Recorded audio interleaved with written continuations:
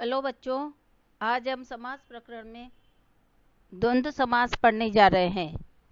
तो द्वंद्व समास की सबसे बड़ी विशेषता यह है कि इस समास में दोनों पद प्रधान होते हैं और जब समस्त पद का हम विग्रह करते हैं तो विग्रह करते समय प्रत्येक शब्द के बाद में च का प्रयोग करते हैं।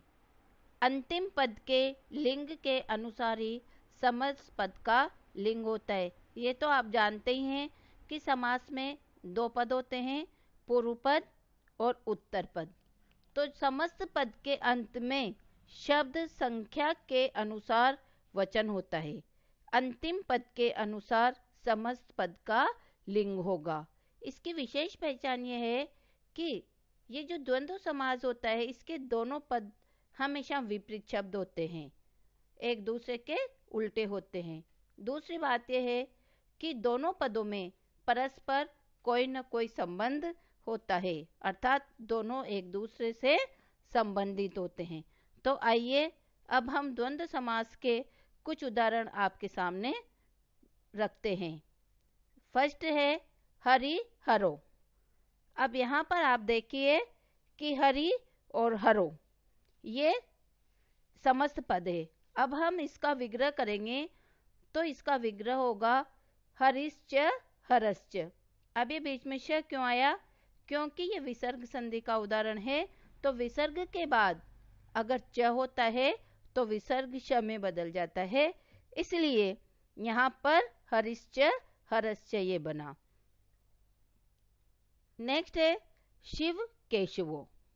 तो यहाँ पर भी हम इसका विग्रह करेंगे तो वैसे ही बनेगा शिवश्च केशवश्च, अर्थात शिव और केशव। नेक्स्ट है माता पितरो।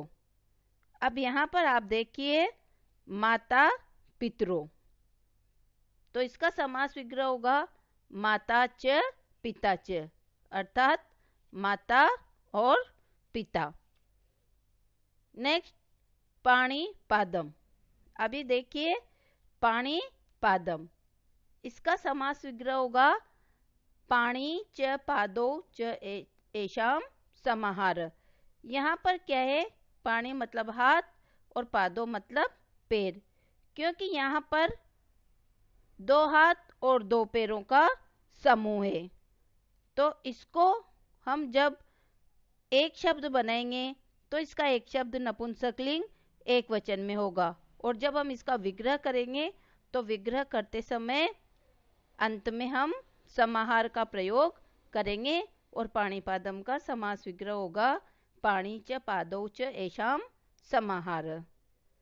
इसी प्रकार से शिरोग्रीवम, यहाँ पर भी सेम वही चीजें, शिरश्च ग्रीवाच एषाम समाहार, ये इसका समास विग्रह हो जाएगा।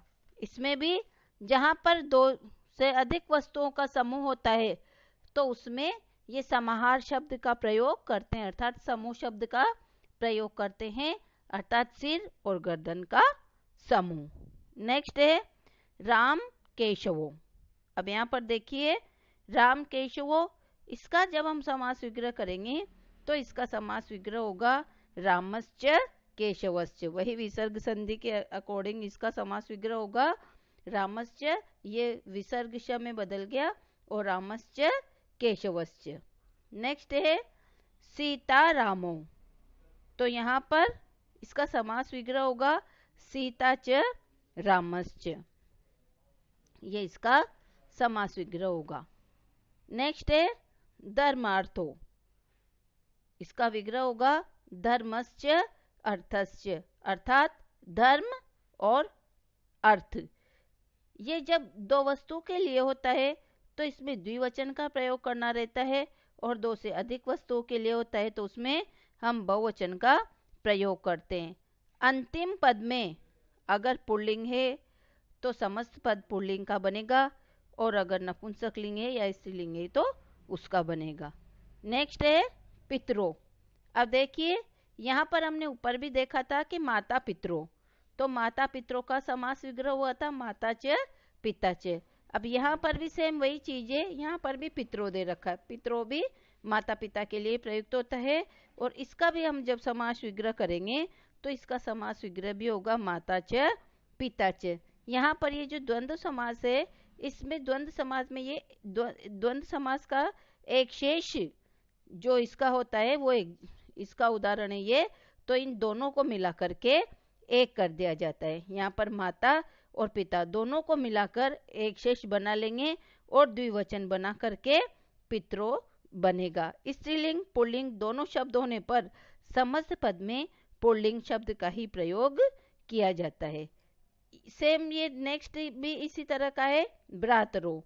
तो इसमें भी क्या होगा, भ्राता च स्वसा च, अर्थात भाई और बहन। तो यहाँ पर भी वो पुल्लिंग और स्त्रीलिंग दोनों को मिला करके पुल्लिंग कर दिया, और भ्रातरो यहाँ पर ये द्विवचन लगा करके ये समस्त पद बना। इसी प्रकार है राम केशवो। यहाँ पर भी हम इसका जब समास विग्रह करेंगे तो इसका समास विग्रह होगा रामश्च श्यामश्च, राम श्यामो अर्थात राम और श्याम। नेक्स्ट है अहोरात्र। अब अहश्च रात्रिश्च, अह कहते हैं दिन को और रात्रि रात। यहाँ पर रात और दिन दोनों मिलकर के दो बने हैं, दोनों विपरीत शब्द है लेकिन दोनों को हमने मिलाया तो यहाँ पर ये हो गया रात्र अहश्च रात्रिश्च। नेक्स्ट है अहर्निशम। अहोरात्र और अहर्निशम दोनों एक ही शब्द है, अहर होता है दिन और रात्रि रात। उसी प्रकार यहाँ पर अहर्निशम, तो अह होता है दिन और निशम होता है रात्रि। तो यहाँ पर भी ये दोनों मिलकर के और एक बन गए, तो यहाँ पर ये नपुंसकलिंग एक वचन में बनेगा और इसका ये एक शेष बनेगा और ये हो जाएगा अहर निशम, अर्थात दिन और रात्रि। नेक्स्ट है सूर्य चंद्रो। अब देखिए सूर्य और चंद्रमा दोनों विपरीत शब्द हैं और दोनों इसका सूर्य चंद्रो का जब हम समास विग्रह करेंगे तो इसका बन जाएगा सूर्यश्च चंद्रश्च, अर्थात सूर्य और चंद्रमा। नेक्स्ट देखिए पुत्रो। अब यहाँ पर ये जो हमने एक शेष समास का उदाहरण देखा ये भी वैसा ही है कि पुत्रो, तो इसका समास विग्रह होगा पुत्रश्च पुत्रिश्च। ये दोनों पुल्लिंग और स्त्रीलिंग दोनों अलग अलग है, लेकिन जब हम इसका समस्त पद बनाएंगे तो मैंने पहले भी आपको बताया था कि पुल्लिंग में बनेगा तो पुल्लिंग शब्द का प्रयोग करेंगे और ये हो जाएगा पुत्रो, और जब इसका समास विग्रह करेंगे तो ये हो जाएगा पुत्रश्च पुत्रीच, अर्थात पुत्र और पुत्री। तो बच्चों ये था हमारा समास प्रकरण का चैप्टर कंप्लीट हो गया है। में अगला चैप्टर स्टार्ट करेंगे। Thank you.